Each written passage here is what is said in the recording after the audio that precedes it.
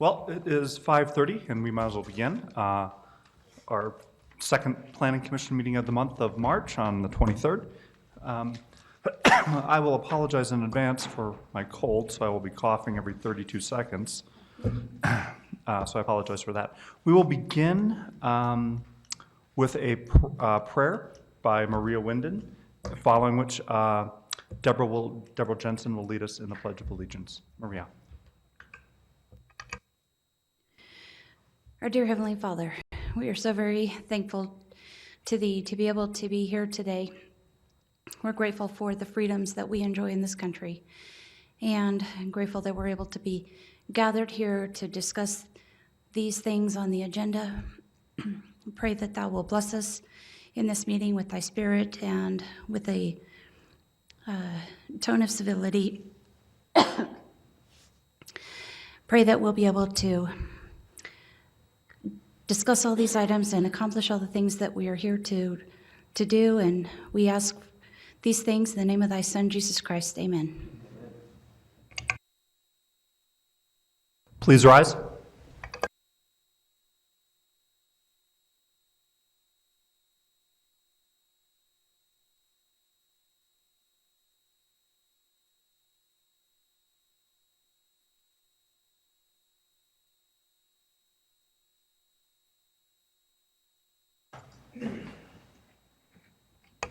Thank you, Maria and Deborah. We have 3 items on the agenda tonight. The item number 2 has been continued. The items with a star, items 1 and 3, do require a public hearing and legislative action by the Municipal Council, so we will only be forwarding a recommendation to them for items number 1 and 3. Item number 4, of course, is without a star and is administrative and only requires the approval of the Planning Commission, and then appeals, if so elected, would be made to the Board of Adjustments following our decision on item number 4. Before we begin item number 1, we'll begin with a roll call starting on my left. Please state your name and whether you have any conflicts of interest. Kermit McKinney, no conflicts. Fred Bandley, no conflicts. Deborah Jensen, no conflicts. Jamin Rowan, no conflicts. Ross Flom, no conflicts. Maria Winden, no conflicts. Edward Jones, no conflicts. Brian Smith, no conflicts. Thank you. The first item on the agenda is the Provo City Community Development Department is going to present to us tonight, just for our information and edification, the Provo City Moderate Income Housing Plan. We're not going to make a recommendation or any decisions on this today. Mr. Maxfield will only present this to us for information, and members of the community that would like a copy of this report, I'm certain they could obtain one from Brian for a nominal fee of $0. Right. So with that, we'll turn the first item over to Mr. Maxfield and Provo City. Brian. Thank you. This item regards the state-mandated biennial report that the cities are required to file regarding our moderate income housing plan and its implementation. Per state statute, the report includes descriptions of efforts made by the city to reduce, mitigate, or eliminate local regulatory barriers to moderate income housing. Basically, most of the time that refers to zoning. You know, how much our allowance our zoning ordinance has. B is actions taken by the city to encourage preservation of existing moderate income housing and development of new moderate income housing. C, progress made within the city to provide moderate income housing is measured by permits issued for new units of moderate income housing. And D, efforts made by the city to coordinate moderate income housing plans and actions with neighboring municipalities. This is truly a report on what's been done. It's not necessarily a policy statement of what we need to do. Those are other studies, as we've talked about that on some of the land use issues we have in dealing with housing, and also the need to update our housing element of the general plan.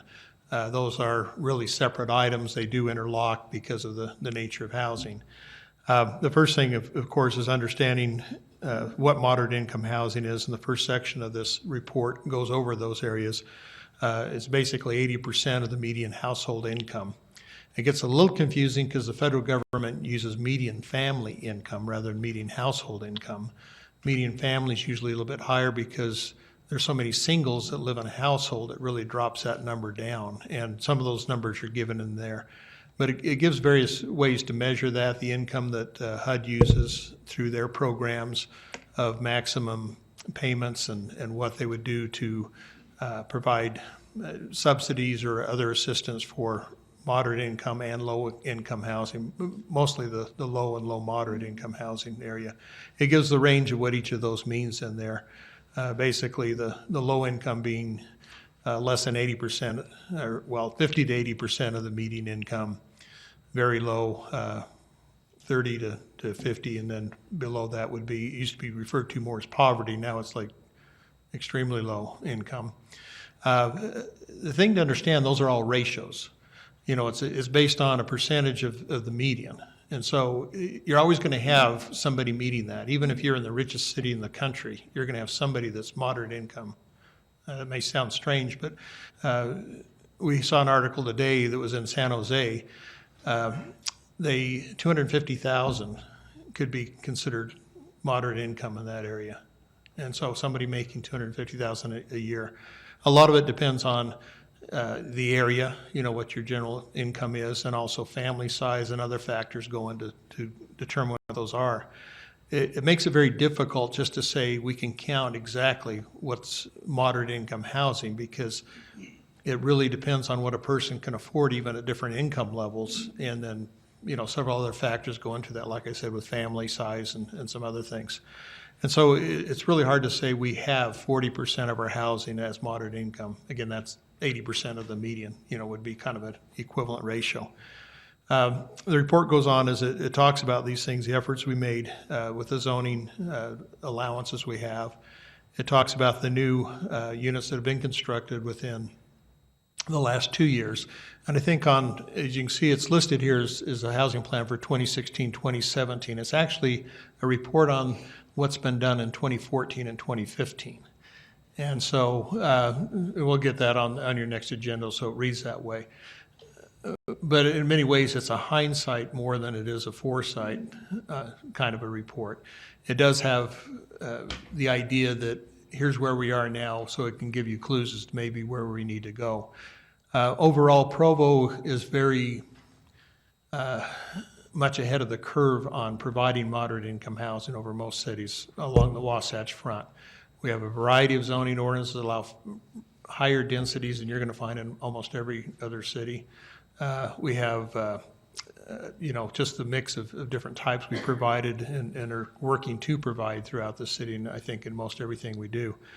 One of the ideas that, and I'll just mention this now, but we've had that thought of trying to spread this housing throughout the city, and we're looking for ways to do that. So that would be an ongoing thing with the zoning ordinance. One of the new things we possibly want to look at, how can we integrate that rather than just in one area of the city, how can we spread it through the rest of the city?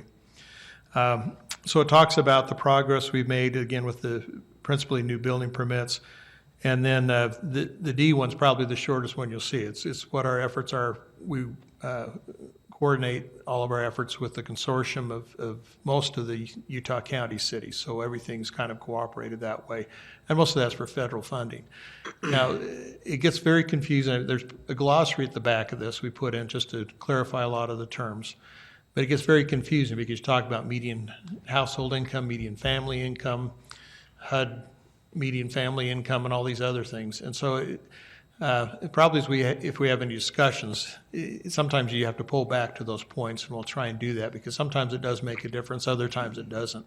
In most cases, median family, median household, and all those are used interchangeably. The only thing that's kind of strange, though, is the way the state goes on median household income. If you went by median family income, there's about a $5,000 difference in income, probably in most levels. And what that means, that's great for the families that need to qualify for federal programs. But for the city, it means you've got to up the standard because your median household income is actually lower, that, you know, you've got to meet a greater need than you would if you had to hit the other number, if that makes sense. You know, you've got to, the percentage of people, if you're considering it at that level, you've now got to provide housing at that level. There are charts in there that give the value of homes, and one thing to remember on that, and these are from building permits, In a lot of cases, those don't include, well, they never include land prices. And so, that's not an easy way to say, well, okay, that fits right in this category. Because you'll see one number given in there that the federal allowance is up to like $227,000 with the median home price where $210,000. But the value of the homes may not match up with that. And so that's why it becomes so hard to pinpoint, exactly where we are. But the general conclusion is we've, even though we really haven't built that many more homes than we did over the previous 2-year period of single family, we having started to see a big increase in the higher density. And even taking out the student rentals, they can and can't be median or moderate family income. It depends on situations. But taking those out, it still looks like about 60% of our new housing would probably meet that moderate income housing standard. And so at least that means we're growing. As long as you're above 40%, basically, is kind of a rule of thumb. You're increasing the supply. Whether or not that gets us where we need to be is certainly another issue for debate. But the report's basically saying, here's where we are.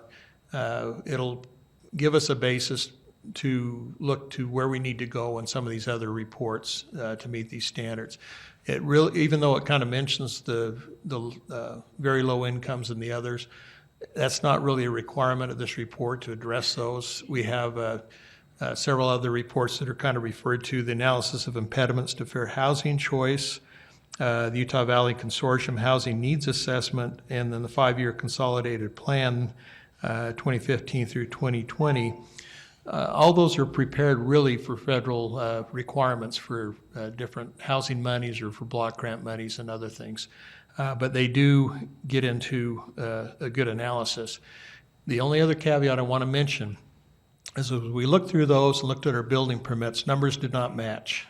And we were trying to figure out why, because they take their numbers from our building permit numbers. What we found was there's a glitch in the computer system. For instance, Startup Crossing that has 101 units came out of the computer as 1 unit because it only allows 3 digits. 2 digits. So the 0 and 1 show up, but the 100 doesn't. And so suddenly we're realizing there's the problem with these numbers. We also found there's an inconsistency in their entry. Sometimes townhomes, for instance, get entered in as median family, or multifamily, and sometimes a single family. Technically, they're single family. But so these numbers are coming off, in a kind of the errors being taken on through these other reports.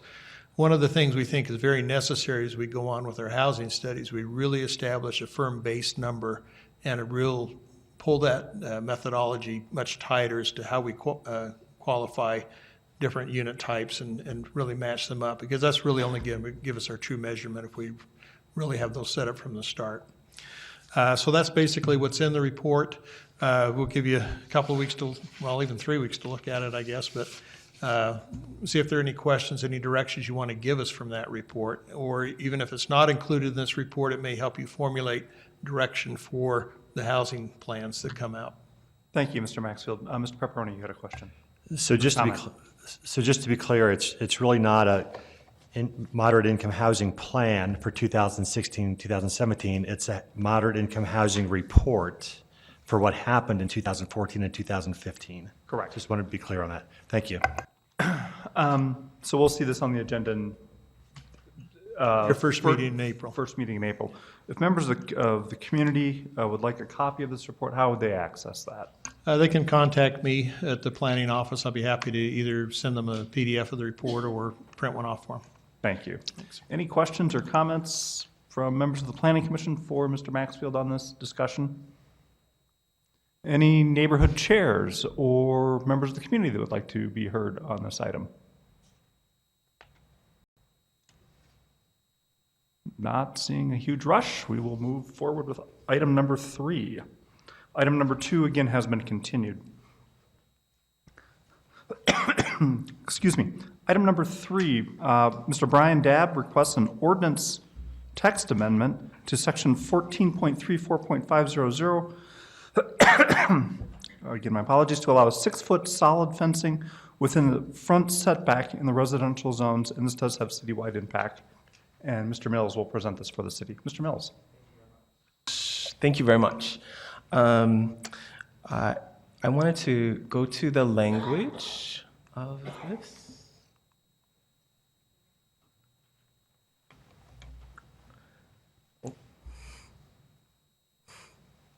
Can you just advance the slide? There we go. Okay. Just so we have a clear understanding of what's being requested, these are the fencing standards for residential zones, which is found in our ordinance.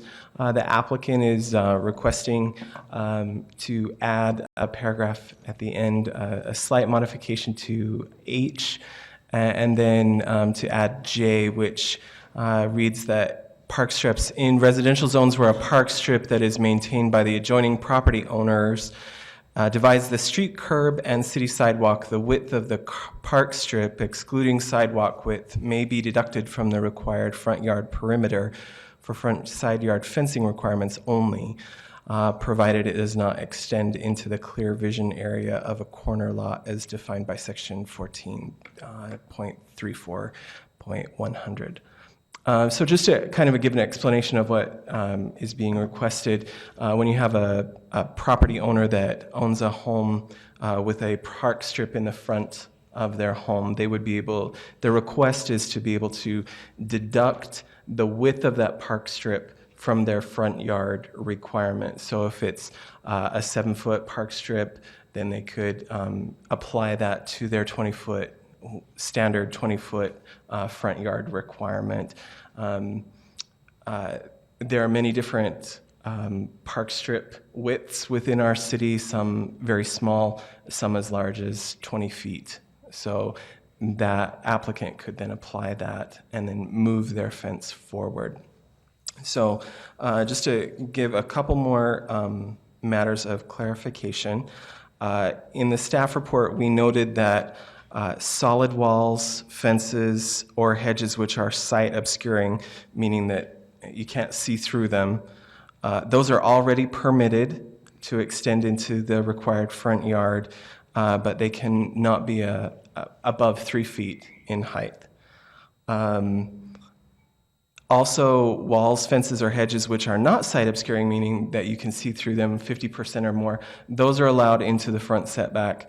The front yard requirement, they can be 6 feet in height, but as long as they are 50% or more. City staff had some concerns about the potential impacts to public safety regarding this specific ordinance amendment request.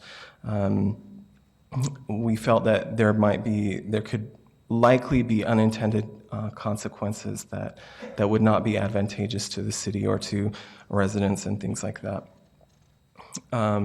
So for those reasons, we are recommending that the Planning Commission send denial to the Municipal Council. Just a couple slides that kind of illustrate this a little bit. These are existing homes that seem to comply by the current ordinance. The one on the left, there is a solid wall, but it seems to be set back at a distance. I did not specifically measure that distance, and I want to put in the caveat that I'm sure there are many, many instances within the city of Provo where a violation of this ordinance is occurring. So these are some examples where it seems like the ordinance is being complied with. The one on the right, that is a 6-foot fence roughly, but it is non-sight obscuring, so it can go into the front yard.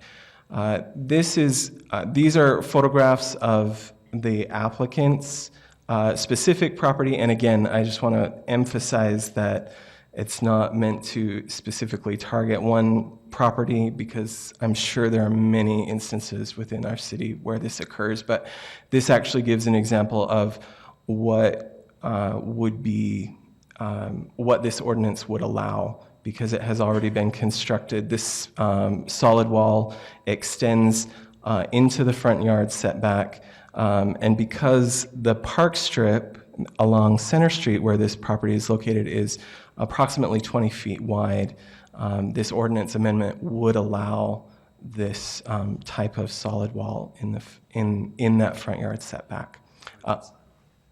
All the way to the sidewalk, yes. So whatever that width of the park strip would be, the applicant could then deduct that from the requirement of the front yard. So I'm sure that the applicant has many more examples, and we'll discuss this further, but our recommendation is to forward a denial.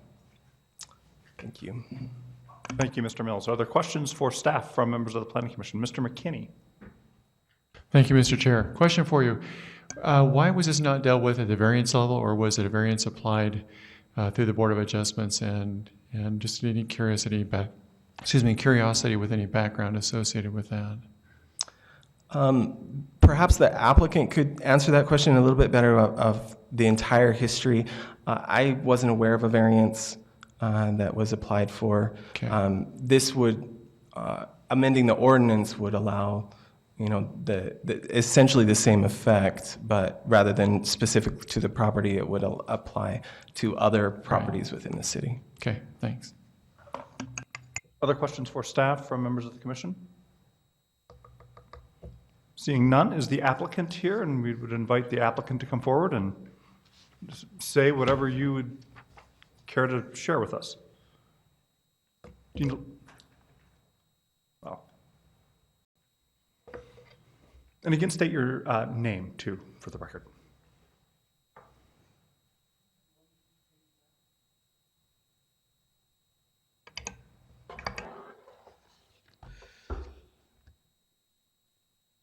I'm just going to... my name is Brian Dabb. I am the owner of the property that they showed you there earlier. And that is 911 East Center. Excuse me. We have two fences here. They happen to be on the same street. They happen to have a similar park strip in front of them. They happen to be within a couple hundred yards of each other.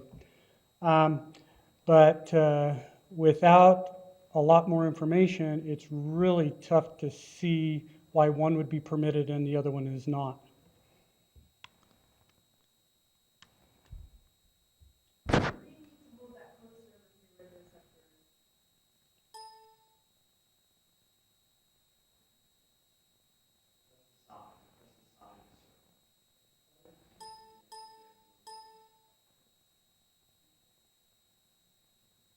So my proposal is to add a little bit of language that we looked at earlier to allow the park strip in front of a residential zone to be considered as part of the front setbacks for fencing only, not for building construction or otherwise, but for the fencing.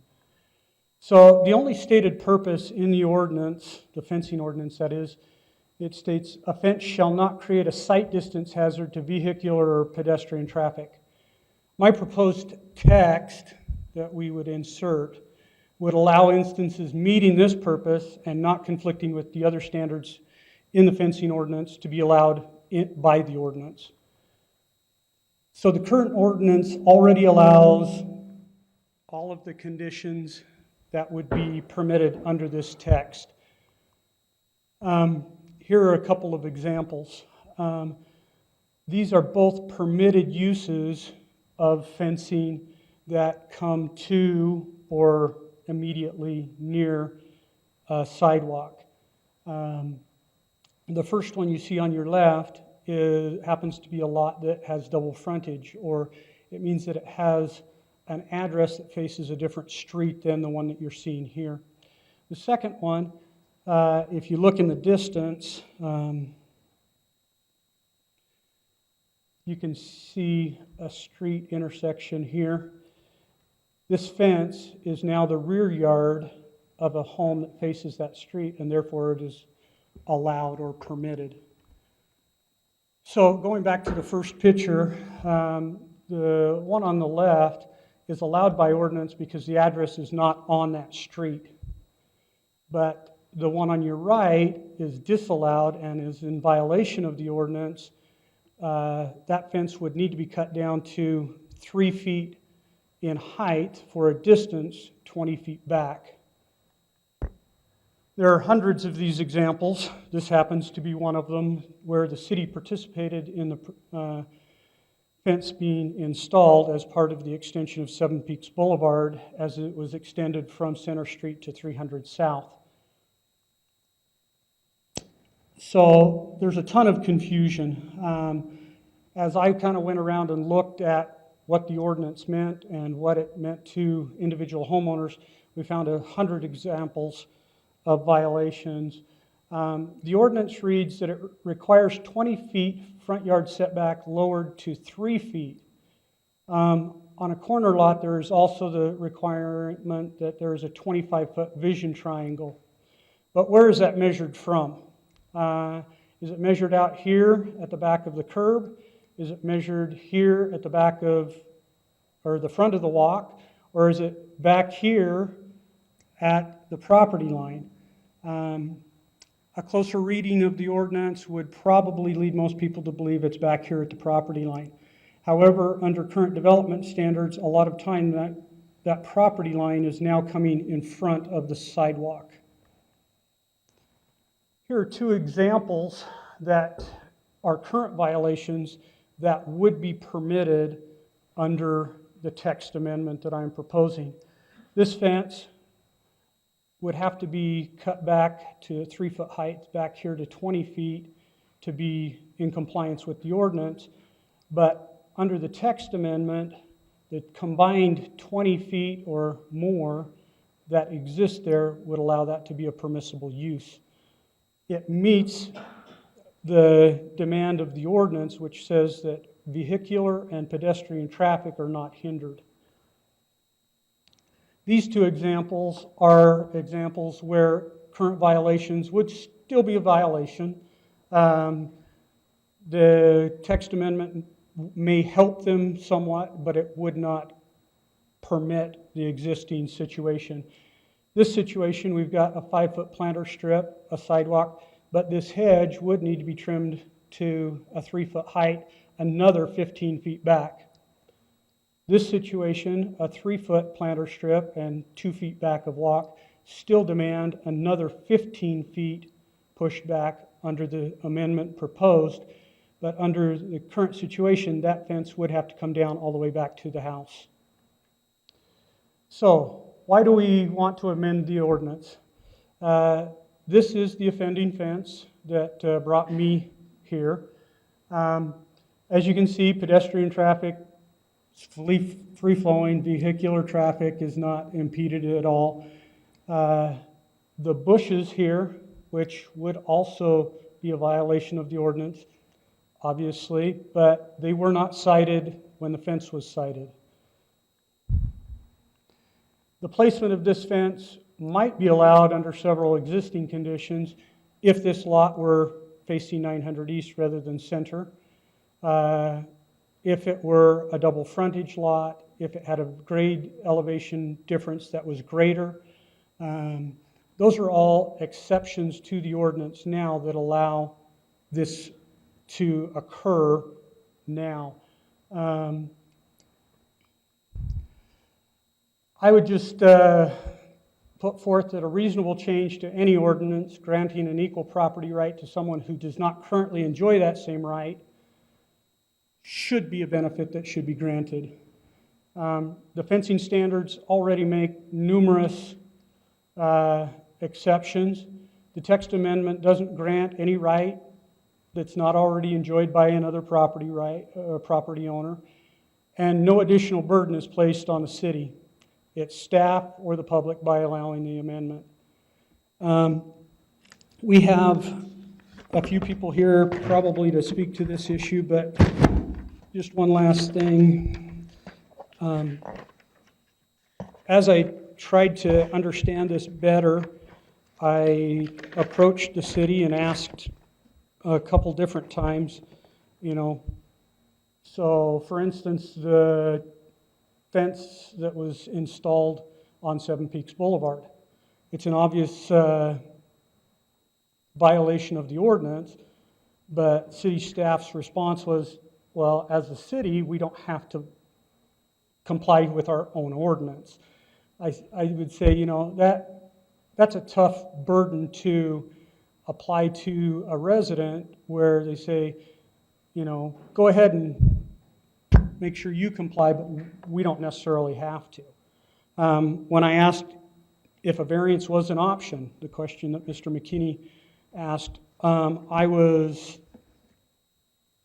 kind of politely told, don't even try, it's not something that we want to pursue. I asked if the city had pursued a variance in their fence that is still non-compliant, and I was told, no, they didn't, but it's not something we worry about. The current ordinance, I'm told, is applied or enforced upon receiving a complaint only. So there is no enforcement if there is no complaint, which makes me feel a little targeted, a little bit like, well, maybe I don't really have the rights that other property owners have. It would seem very inconsistent. And so I would simply ask that as we look at this, if you believe it's a reasonable request, that we forward to the City Council a recommendation for acceptance of the text amendment. Thank you. Thank you. Stay put. Okay. Are there questions for Mr. Dabb from members of the commission?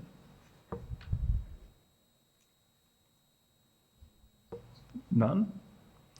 I would say thank you very much for your well-thought-out proposal, and I'm sorry that you've been targeted or feel that way for the complaint and for the issue of your fence. I'm sure that is not what you were intending or anticipating when the fence was installed or put up. And you know, I think you presented a wonderful case today, so thank you for that. Thank you. No questions for the applicant? None? Okay, thank you.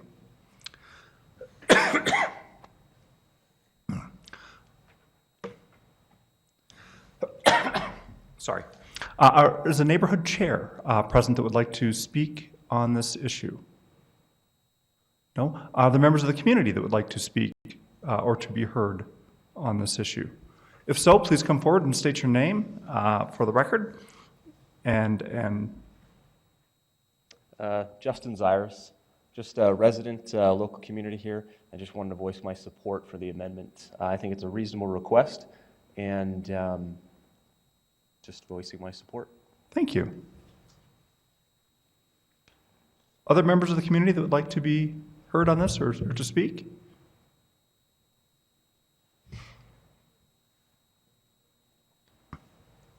My name is Catherine Allen. I'm the Franklin Neighborhood Chair. I would like to also voice my support for this amendment. I think there are issues that can be looked at a little more closely and on an individual basis, and I think this is one where we should be supportive. Thank you. Thank you. Any other comments? Seeing none, we'll close the public comment portion of this and return the discussion to members of the commission. And eventually, commissioners, we will need to make a motion for a recommendation to the city council. Commissioners. Ms. Winden. Oh, go ahead. Well, I'd like to follow up with the question that Mr. McKinney asked earlier. You may not be able to give a definitive answer, but could the applicant apply for a variance, and could this be decided, you know, on a as variances are, on a case-by-case basis, rather than amending the whole ordinance, which, as Mr. Mills said, might result in, you know, undesirable, unforeseen circumstances that would affect the whole city? Yes, certainly any applicant can petition the city for a variance to a numeric reduction. So a variance avenue is something that could be pursued. I think the staff would not suggest that to a property owner when the staff feels like you have a very small chance of meeting that burden of proof for the variance. A variance is contingent on being denied a substantial property right that other people around you enjoy. It would be hard to pose a convincing argument that a fence extending 20 feet into a setback is a substantial property right. Usually that has to do with use of the land in terms of size of the house or something more significant like that. So if staff can see that the burden of proof is going to be very hard to meet, we don't suggest that they pursue a variance. But if somebody applies for a variance, we would never refuse to take their application. We simply wouldn't do that. Thank you, Mr. Chair. I wrote down some notes, and my concern is this. As we look at the images that the applicant put forward, which was a lot of effort, the ones that were presented that are articulate of a way that this would be interpreted were kind of best case scenarios. I'm more concerned about the worst case scenarios. Obviously, there's a hardship that's because as a result of the compliance, if this was enforced, that does create a hardship, but that's not our burden to bear. I think there's also an aspect of common knowledge that, that a solid fence 3 feet in the front yard setback, that's pretty common. I think the builder who built it should have also had that common knowledge. And so I guess my concern is more not necessarily so much that in this one instance that it might not be obscuring line of sight, but to the extent that a citywide ordinance would create a situation where, unforeseen to us at this table, if it's right now, I'm not inclined to move forward with a vote personally where I would take and put this all at risk just for one incident. Thank you. Mr. Smith. This kind of brings to memory an ordinance change that was requested some time ago by Mr. McCord in his neighborhood, where you had a lot of occurrences of driveways abutting a house or a garage that had been turned into a part of the house and were out of conformity. And he did a lot of work, and his neighborhood did a lot of work in gathering a lot of evidence and actual numbers of residences that this occurred in, and made it easy to say that this was something that needed to be changed, and it was changed. But I see here a couple of examples, and I don't think that this is as pervasive as that issue was. And for that reason, I would be inclined to not make it a mass change for the couple of incidences that are out there. Just because ordinances aren't enforced doesn't mean they don't still exist. So, yeah. Thank you, Mr. Smith. Mr. Pepperoni. Yeah, we really don't intend to come across or mean to be punitive towards Mr. Dabb, although that I don't doubt he feels that way. In regard to the worst case scenario that Mr. McKinney was referring to, on the illustration you see on the screen, if I had a pointer that worked, Bill? that'd help. Good catch. If this property owner wanted to put a driveway on that side of the wall, as they backed out, a pedestrian could be right in their way before they would see them. Although there's plenty of room to see cars coming, a pedestrian could be right in their way as they're backing out, and neither might see each other. He gave a really good example of a conforming situation where a back property line can have a 6-foot fence. And Mr. Dabb was right on this. And it creates problems for us. An existing rear property line can have a 6-foot fence along it. But if that rear property line is also the neighbor's side property line, again, that 6-foot fence could block their view coming out of their driveway. And our existing ordinance allows that to happen, and Public Works has voiced their frustration and how often we end up dealing with that. And so to me, Public Works has suggested that we even tighten down the ordinance we have, so that if your rear property line is somebody else's side property line, you've got to give them some opportunity to see around that fence as they're backing out of their driveway. Anyway, that's all I have to say. Thank you. Mr. Rowan. Oh, I'm sorry, Mr. Jones is first, and then Mr. Rowan. I apologize. I'm asking, I would ask the staff if they would care to respond to the comment that the city is not required to keep its own ordinances. If that's the case, I'm a little concerned. Yeah, that's, I certainly don't think that that's the way it should be. I know that in our department, Mr. McGinn is always pretty clear that we should follow the rules like anybody else, like we'd require anybody else, or it creates this exact kind of perception of unfair treatment. I don't know how the fence on further up Center Street was built or at what time. I'm sure we can find out when it was built. But it would seem to me that we should follow our own ordinances, because how does that seem fair to the residents when we don't? So that fence is out of compliance for the one for the city? I think it is. Okay, so just to clarify, the city does have to keep its own rules. Yes, sir. That's policy. Yes, sir. Okay. Mr. Rowan? In some ways, you've answered my question to some degree, but in Mr. Mills's presentation, talked about kind of unanticipated consequences. So the driveway right up to a 6-foot fence like this is one example of that. Are there others that you might share with us? Some of those unanticipated consequences of this type of amendment? As I was contemplating this, a matter of pedestrian safety came into my mind. We don't like to talk about situations where one person puts another in danger, but that creates a wonderful hiding place behind that fence as a situation where, for matters of harm to someone else, that could happen. And that was something that I had thought of. Other unintended consequences, off the top of my head, I can't think of one, but that one was specifically in my mind. Pedestrian danger. Any others that come to your mind, Mr. Pepperoni? Or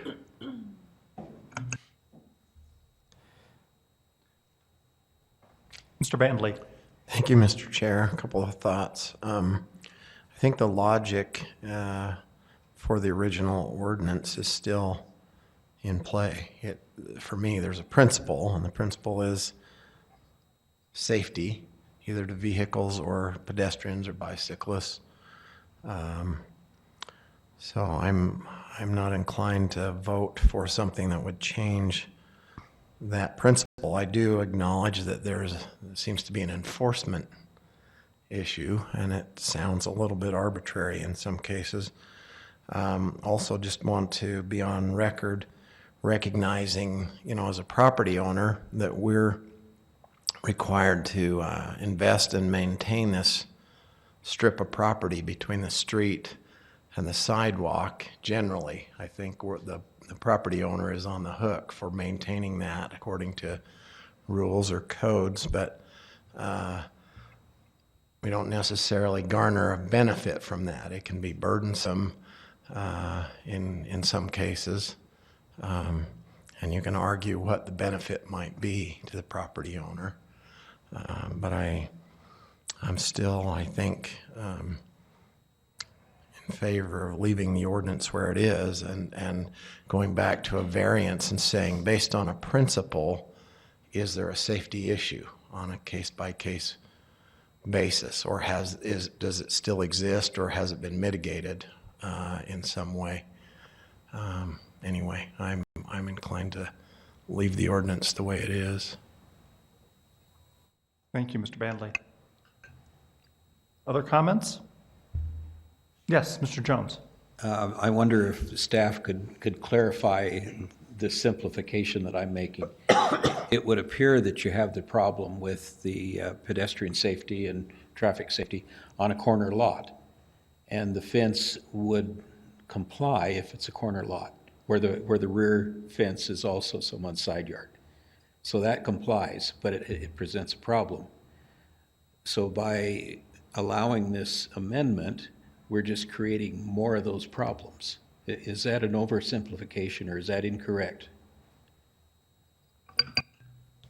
I would say that that's very on target, that you are creating additional situations where that fence could extend into closer to the street and to the sidewalk. So we have the problem now with corner lots, and by allowing the ordinance, now we could have problems with lots that aren't corner lots. That's correct. And I think, like Mr. Pepperoni was saying, that there are situations in our ordinance that may need to be revisited to make sure that what is currently allowed might need to be adjusted and to make it safer. Yeah, I would agree with that. Perfect. Mr. Smith. One last comment, just to be on the record. I think that with regard to enforcement of ordinances, we should steer clear of or be very cautious in targeted enforcement. And what we're ready and willing to enforce for one because of somebody turning somebody in or informing on a neighbor, we should be ready to do for all at the same time. And so just to be on the record, I think the enforcement of zoning and ordinances needs a lot of work, and to avoid targeted enforcement. Ms. Winden. Just one other quick comment. As I was just looking at the park strip, I realized that how big it is, and one possibility in the future, if that park strip had to be reduced for any reason, if we were to adopt this ordinance, this change to the ordinance, that would alter, if that park strip were reduced, that would alter the placement of a future of this fence and other fences. And so that would be one of those unforeseen circumstances that Mr. Mills was talking about. So you're talking about, say, the street has to be widened for whatever reason. Sure, yes. If it had to be widened, that park strip would be reduced, and then you wouldn't be able, right now, it's however many feet it is, but in the future, that would be reduced. Thank you. While public comment has been closed, I have agreed to let Mr. Dabb readdress us because, as often is the case when city or the public makes comments regarding the applicant's proposal, the applicant is also given the opportunity to readdress some of those concerns that have been raised. And Mr. Dabb indicated that he would like to address some of those concerns. So, Mr. Dabb, please go ahead. Thank you. Thank you, Mr. Crom. Yes. We talked about a very few instances here, but this isn't a very few instances when we talk about the city of Provo. A week ago Saturday, I decided I was just going to take an hour and look. And in that hour, I identified 60 in 3 very small pockets that are current violations. I think it's a very pervasive problem. I would say,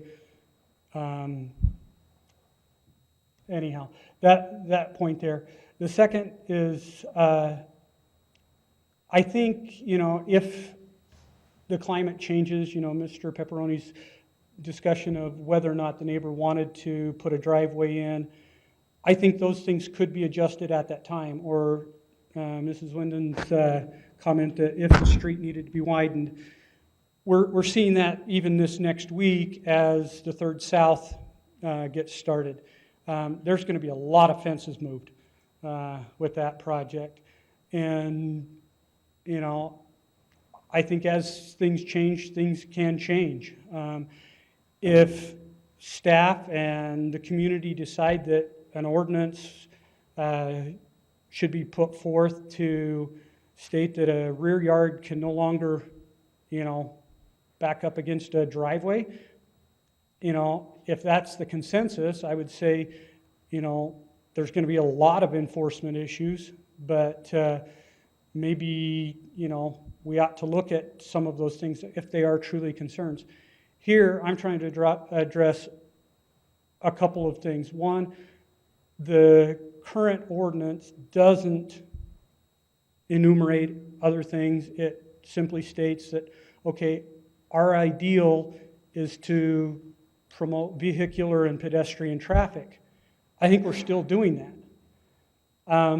The idea that maybe some boogeyman's going to hide behind a bush, there's 100,000 bushes in this city that are a lot better than that fence. All of our new development that's coming to zero lot line, we encourage developers to put a broken facade on the building. That's a lot of little alcoves for people to hide in. I don't think we want to go down that road to say that, you know, the what ifs of the boogeyman, you know, hiding behind the fence is our concern here. But I appreciate your time. Thank you. Thank you. Thank you. Other comments from the commissioners? I think this is one of those cases where it's one, unfortunate that the resident was turned in for the fence. It's unfortunate it's in violation, but I think Mr. Dabb must be commended for doing more than his fair share of homework to one, point out the challenges that we have with our city code, that perhaps and maybe the city code needs to be just looked at and clarified in some instances. So Mr. Dabb or others like him aren't confronted with this. And there's nothing to be addressed about that, but I think it's just unfortunate for Mr. Dabb, and I think obviously there's countless violations throughout the city, including some that were constructed by the city. So thank you. Thank you very much, Mr. Dabb. Mr. McKinney. Mr. Chair, thank you. For Mr. Pepperoni and staff, question, if, depending on the vote of the commission on this particular item, recognizing that this item is before us because of a compliance, at least a potential compliance violation, would it be appropriate as part of a motion to include some period of time for compliance, giving the applicant maybe due to the construction or type of construction for this particular type of fence, something longer than what would typically be normal? Yeah, that would be fine, and if the applicant chooses to apply for variance, there will be a stay on the enforcement action while it goes through that process, so yeah, Okay. that'd be fine. Thank you. We'll eventually need a motion and a second. It's up to us. Okay. All right, Mr. Chair, I'll go ahead and jump out and Thank you, Mr. put myself McKinney. out on the line here. Mr. Chair, I would make a motion that we would forward a denial recommendation to Municipal Council for item number 3, where Mr. Dabb has requested an ordinance text amendment to section 14.34.500 to allow 6-foot solid fencing within the front yard setback in residential zones, would include the staff report as part of that denial recommendation, along with a recommendation that if this motion carries forward, that he be given a reasonable amount of time to come into compliance with his existing fencing, and I'm open to some secondary discussion around what that reasonable time period would be. Thank you. Second. Seconded by Mr. Bandley. Is there discussion on the motion? Seeing none, we will call for Mr. McKinney. Would McKinley. like to have some discussion on what that reasonable amount of period of time would be for compliance. 60 days, 90 days, whatever you feel. I'll say a year. I'll throw a year out. I'd say 90 days.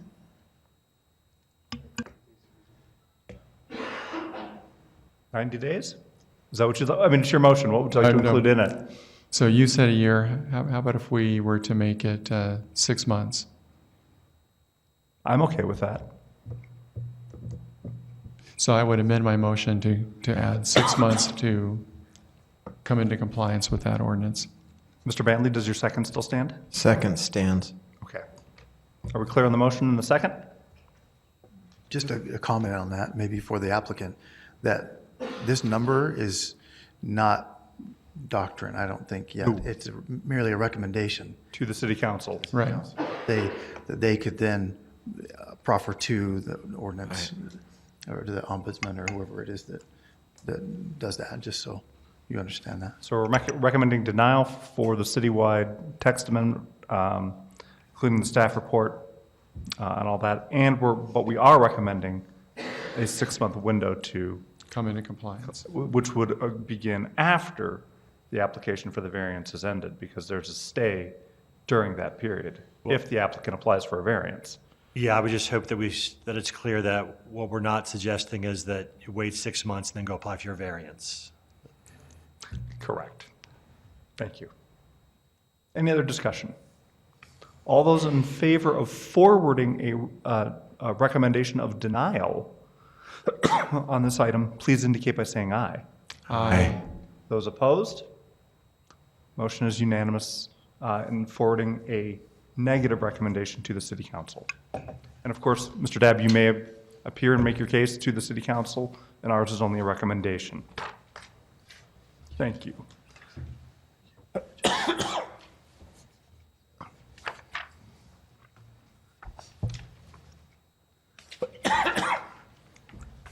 Item number 4.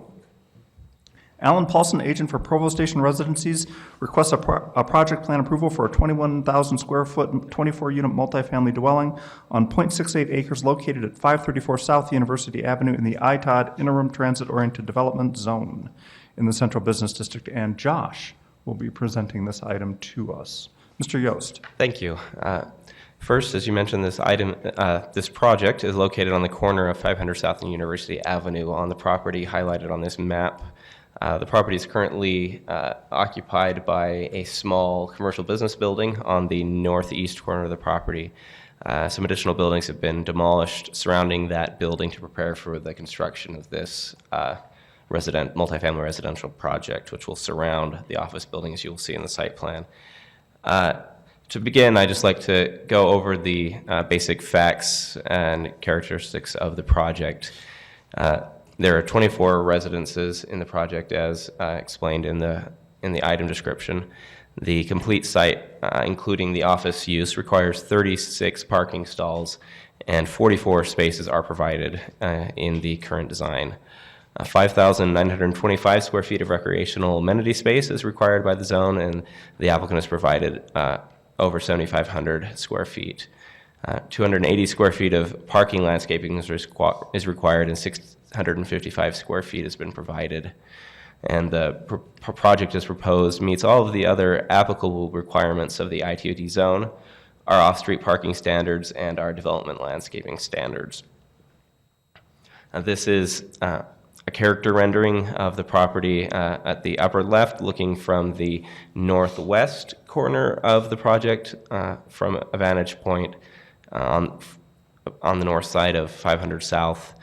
And the bottom right rendering would be looking from the northeast to the southwest from the opposite corner of 500 South and University.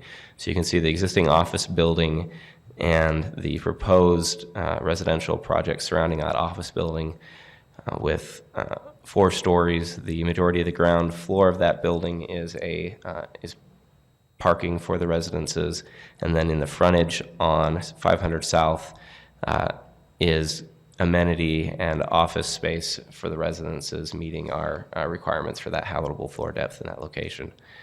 The project will improve its frontage, as you can see in this drawing, along 500 South and University Avenue to comply with our recently adopted downtown streetscape amenity requirements, and also includes a large number of landscaping, a large amount of landscaping within the site and surrounding the perimeter of the site on the south and west edges of the property.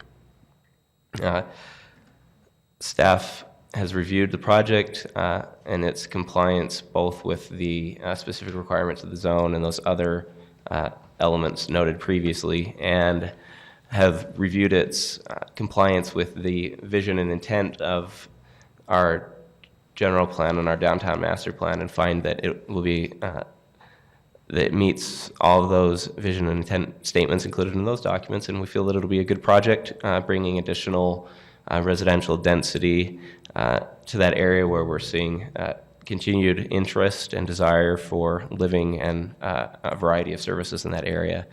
And the project is also proposed to be for sale units, so it would be a condominium product in ownership type. That's all I have. Thank you, Mr. Yost. Any questions for staff from members of the Planning Commission? Mr. Smith.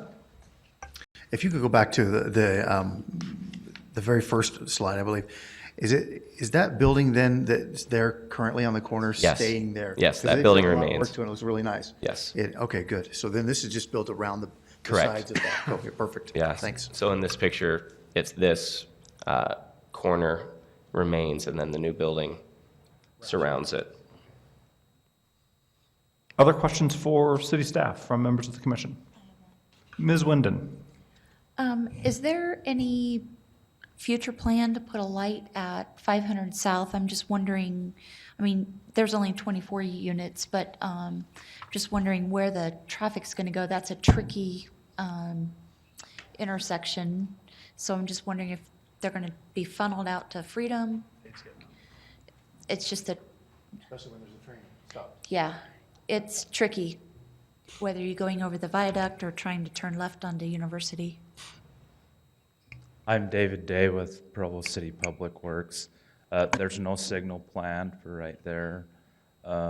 We've looked at the site. Their main entrance comes out onto 5th South, and so people will just have to negotiate which way is the best way to get out of the site, so that the traffic numbers all work. Thank you. Other questions for staff? Seeing none, we would invite the applicant, if present, to come and share with us their proposal. And please state your name. Oh, yes, there will. Yes, there will. Alan Polson, President Architect of WPA Architecture, and I don't know that I have any more to add to what Jason has explained as far as the project goes. We work closely with the city in meeting all of their requirements, both planning and engineering, and we think we've established an architectural element that blends with the facility that's there, and it will be a nice asset to that part of town. So I would just welcome any questions if there are any more.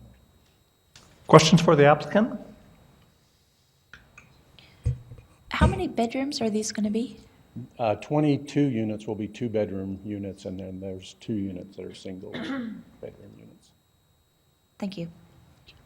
Other questions for the applicant? Not seeing any, we thank you, but don't go too terribly far. At this point, we invite the neighborhood chair to come forward, if present, and if the neighborhood chair would like to address this issue. Not seeing a neighborhood chair present, are there members of the community that would like to be heard or speak to this issue? And again, please come forward, state your name into the microphone for the record. Thank you. My name is John Startup. I own a property on 534 South, 100 West, so directly through the block. I just have some items of information and clarification from my viewpoint. We've got a lot of growth happening down in that area. Obviously, with the name Startup, I'm concerned and I like the growth that's happening. I just want it to be a controlled thing. First off, if anyone could give me some information, when they made the ITOD, I understood at the time that the development had to have a 1-acre parcel to do any development. according to 14.23.030 on the lot area.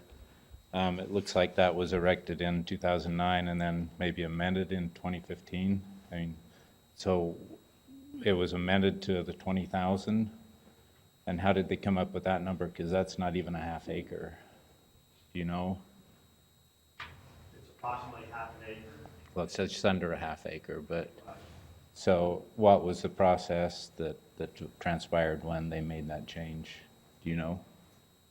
An application was made to amend the ordinance. From some, Another project came in another area that allowed half-acre lot sizes, and that project demonstrated that a well-designed project could take place. A well-designed project could take place on half an acre, and based on that, the city council was amenable to lowering that minimum. okay, so it was proposed by someone who wanted to develop down there in the TOD? Yes. That proposed that? Okay. All right. And the other question I had, I don't know if people realize, but there is an overpass right there on the east side of the frontage there. A few years ago, a dump truck went off the bridge there. I just didn't know if that would pose a safety feature, you know, with that, and as trees grow up, you know, some things to consider there. Also, question about the traffic flow down there. Since they changed the intersection on Freedom Boulevard and 6 South, we get so much traffic coming along First West there, and people are doing 50 miles an hour a lot of times. I've wanted to, in the middle of the night, go put a big boulder on the corner of 5th and 1st just to slow people down. It causes a big safety issue, I think, as customers of mine and other people that are down there are backing out onto First West. It looks to me like they have enough parking in place, because that has been a big issue with Startup Crossing, how the city didn't make them put at least 101 parking places on their property there. I know a lot of the businesses around me, and I have to fight it too. We're constantly having to, you know, enforce our own parking down that way. So I don't know if there's any other comment that anybody wants to. I mean, just side note, why did the city allow less than 101 parking spaces for Startup Crossing? Because the current parking ordinance does not require that, so at the time the TOD zone was adopted, a decision was made by the city council that reducing the parking requirement in that area was in line with the goals of transit-oriented and transit-adjacent development, and so made that decision. So that even though people own more than one car. Correct. And plus, Phase 2 did have a parking structure, but that has been canned now. It's not going to occur. I don't know if the city knew that or not. Okay, those were mainly my areas of information that I wanted to put forth and find out about. So that's all, I guess. Thank you. Thank you. Are there other members of the community that would like to be heard? And again, we'll still have you state your name. Again, I'm Catherine Allen with the Franklin neighborhood, and we adjoin this particular neighborhood. I would like to talk about the parking spaces. There's a difference in what is real and what is in the code, we have found. In the parking of the GIV project, the whole idea was that these people would take public transit, so they did not need to bring cars. That was what I was told was the premise. They were going to be educated, they were going to take public transportation, so they didn't need public parking. Well, we're the neighborhood that's right next door, and guess where all of these people are parking? Is in our neighborhood, because what has happened is that now we have BYU students living in them. It's brand new, it's lovely, it's a great place to live, but it has nothing to do with public transportation. It has everything to do with convenience and where they want to live. And each of those nice little married couples is bringing a car into the equation. This is the reality in our neighborhood because they are parking on our streets, they're parking in front of our homes, and it's becoming very inconvenient for the neighbors that are next door. I think that, I don't know who picks these numbers for parking in these homes and these developments, but it is not exactly reality. And I know that the mayor has received numerous phone calls on this particular project, and I think that's something that does need to be taken into consideration. This is not real. If you have 24 apartments and I think it was 36 parking, Josh? How many parking? I thought there was 36. Go back, Alyssa. Can you go back? I can't when you're off the PowerPoint. Okay. There's 44 total. That are being provided, 44. 44. Thank you. I have been down in the startup area for business meetings, and you can hardly find a parking spot there. You have to walk. I don't object to walking. It's a good thing for all of us. But the parking is really a reality in Provo City, and I think it gets glossed over in the ideas and the visions of developers that come in here and don't get it. Everybody has a car. It's great if you ride your bike, but you know what? If you have a sick child, you are not taking that child to the doctor or the hospital in the middle of the night on your bike. You have a car. If you need to go to the grocery store, there is not a grocery store closer to this area than half a mile at least. I'm very familiar with this area. I've lived in it for 37 years. If you need to go to the hospital, you're going to take your car because you're not going there because you feel good. It's an emergency. And I think that we need to think about what we do in our lives. We don't always live within several blocks of our job. Our doctor may be in another city, and our families live somewhere else, a lot of times, our children and grandchildren, and when they come for a visit, they can't even park in front of our homes because someone else is there with a development half a block away. And I think that it needs to be looked at a lot more closely when it comes to the parking issues. Thank you. Thank you. Other members of the community that would like to speak on this? My name's Kirk Larson. I'm actually a tenant in the office building at this property, and we've enjoyed being a tenant of Jackson Howard's. He's kind of the owner behind this, and I enjoy looking, the renderings. It looks nice. I'm concerned about parking as well for just the business aspect of the business building there.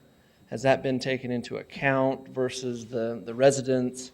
And maybe more of a question, but what is the equation for how much parking is allocated for the business versus the residents, or is it just all inclusive, over from a total standpoint?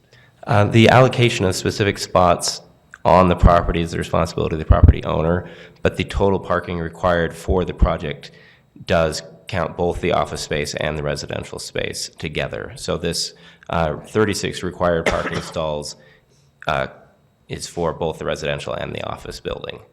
Okay. Yeah, that was just my main question, and overall I think it's a nice project. Thank you.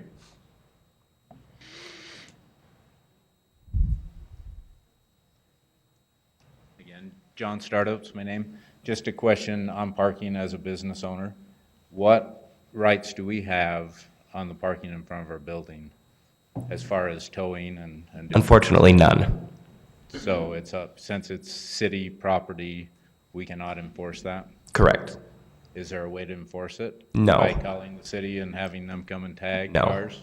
Not what everyone's kind of spoken about, if I can take just a minute on the parking, it highlights a kind of stop and go process we've had in regards to one, reforming our regulations regarding to parking, but also the lack of progress we've made in the related mobility and access management spheres and the parking demand management spheres.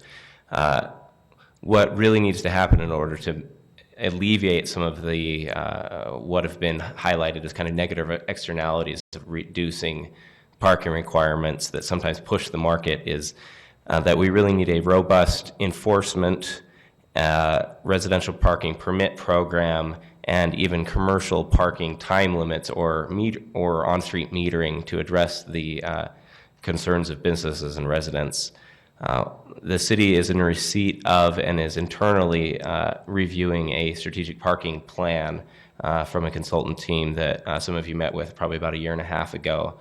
And that plan recommends that the city create within a single division or some type of organizational bucket a coordinated and all-encompassing parking management structure and function that would address these things in a holistic manner so that we could go out and say, you know, Mr. Startup, there seems to be not enough parking for businesses. Do we need to create some time limits? Or neighborhood, do we need to do some neighborhood permit programs? So as we move forward, we'll be able to more strategically address some of these larger issues in the neighborhood that relate to some of the demand for parking. Is there a way that the city, I know there's a big parcel down there that the Provo Housing owns. Is there a way that it can be annexed for a large parking lot?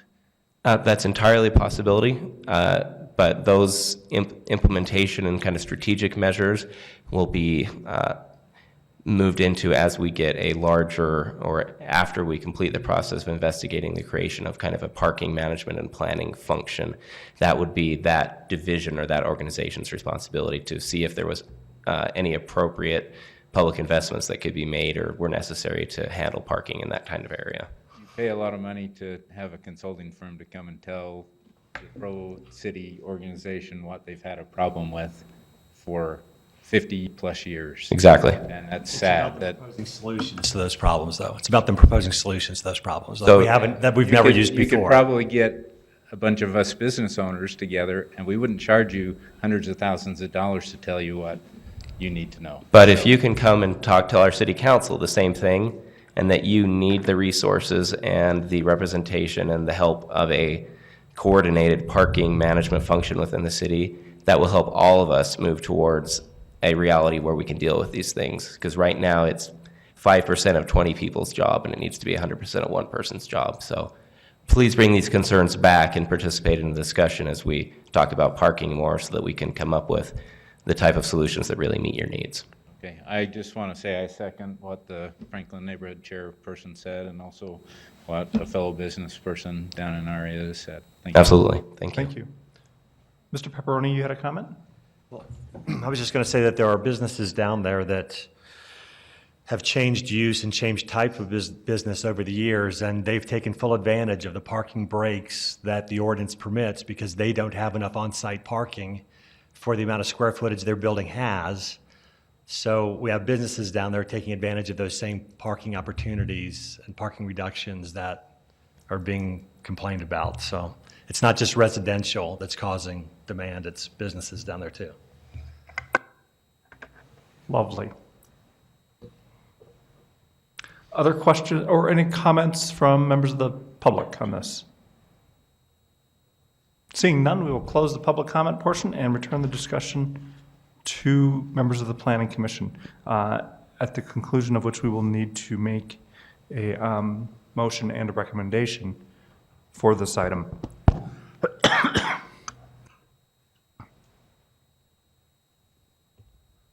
Mr. Rowan. Since a lot of the conversation has been about the parking, and there may be other things to say about the project itself, but I certainly understand the pains of those in adjacent neighborhoods. Clearly I don't understand them in the way that you understand them and feel them. It does seem to me that we're in the process of, this is part of the growing pains of what we hope will come. I understand that reality now is a certain way. My hope, and it seems to me the hope of those who created the IOTD zone, was that at some point the infrastructure will be such that public transportation and other forms of transportation do not require automobile dependence. I understand that right now we're not in that reality, but I don't want to live forever in the reality that we are in right now of automobile dependence, and I think we're moving away from that. So to continue creating buildings around automobiles, in my mind, is foolish. Thank you, Mr. Brown. Yes, Ms. Jensen. Thank you, Mr. Chair. I just wanted to comment a bit on the project. The parking issue is always an interesting dilemma when you're planning infill on an urban site. And in this case, I think it's important to recognize that residential and business uses utilize parking at different times of the day. So the reality is, when the residents are all home, the business is probably going to be closed. And so there's a bit of a shared parking environment happening. Even if those spaces are restricted to strictly residential under the building footprint, the spaces that are out in the courtyard or the drive area could be utilized by the business when residents are away. So there's probably going to be plenty of parking on that site, I would imagine, because of the shared parking perspective. And I would also like to add that I think they've done a pretty good job of incorporating parking and yet still providing active uses, whether it's a residential property or a business use on University and Fifth South, and that the scale is appropriate to the context of that area within the ITOD. I think it's a nice infill project. Thank you. Other comments? Questions? Yes, Ms. Winden. I just have two questions for the applicant. The square footage of the units, and what were you going to be selling them, the price point you're going to be selling them at? Please come to the microphone so it can be recorded. You may be asking me a question that I'm not sure I have the answer. The two-bedroom units, I'm thinking they're around 1,800 square feet. So the intent was to make them just a little bit upper scale than some of the other crammed together properties in the area, and the price point, as much as they can get, right? Obviously they're doing this to turn a profit, but also there's no profit if they can't sell them. So I don't know that I can answer the price point at this point in the project. Okay. So I don't know if that helped or not, but. All right, thank you. Thank you.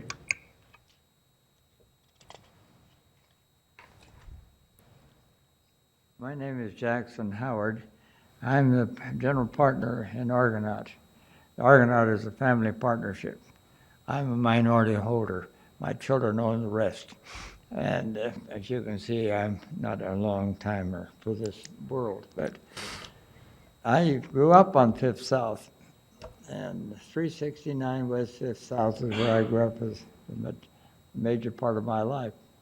And I love this area. Our family owned all of the corners from 4th West to nearly 5th West, and my mother was a Bailey. Anyway, what I'm telling you is we had 16,000 square feet of Quonset huts, which were commercial huts, and they had tenants, and they had cars, and we tore them down because they're not compatible with what we have to do. And so we eliminated those, but I'm telling to my neighbors here that we've already eliminated a lot of automobiles in that area by removing some of the buildings. And we plan to be good neighbors. And I talked to our realtor, and he tells me that we can rent that property for over $200 a square foot, sell it. And so that would mean that the apartments would run from $225,000 to $250,000 an apartment. And our plan is to make them upscale, a better housing than regular apartments. Because I think if you sell condominiums, you have to have them attractive. There has to be some inducement to buy them. So I think that you'll find this is a wholesome benefit to the city. It's certainly going to be an improvement to the circumstances that prevail in that area now. At the back of us is a carnival area and a storage area for derelict vehicles and things of that sort. And so my view is that this is a wise and beneficial improvement to the city of Provo. And I think that we've taken care of the parking issue adequately. And I would hope that we would please our neighbors. My whole intent is to be a good neighbor, and I expect we will be. Thank you very much. Thank you very much.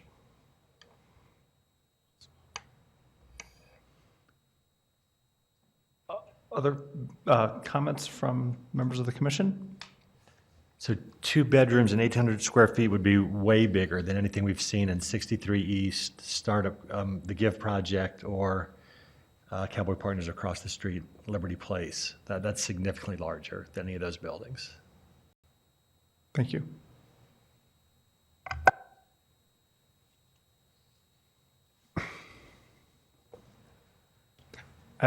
Mr. Rowan. I'd like to make a motion. Thank you. Like to make a motion in regards to Alan Polson's request for a project plan approval for a 21,000 square foot, 24-unit multifamily dwelling on 0.68 acres located at 534 South University Avenue in the ITOD zone in the Central Business District neighborhood. And I would like to move that we recommend approval of the project plan application that's been requested. Thank you, Mr. Rowan. Yes, we're not making a recommendation. We're voting to approve, right? Because this one. I'll second. Seconded by Ms. Jensen. Any discussion on the motion or its second? Seeing none, those in favor. Oh, Brian, Mr. Smith. Just a quick comment. A lot of the times, these things that come before the planning commission, the commission tends to focus on what the thing looks like, and there wasn't word one said on that in this instance, and I just want to commend that. It looks great. There's a good mix of variation, brick, and things like that. So that's all I wanted to say. Thank you. We can't miss an opportunity to comment on the view of it. Kent Walker and his crew do a good job. Any other comments on the motion or its second? Those in favor of approving this project approval plan, please indicate by saying aye. Aye. Those opposed? It's unanimous. At this point, if we would so choose, we may make a motion to adjourn. So moved. Thank you. We are adjourned.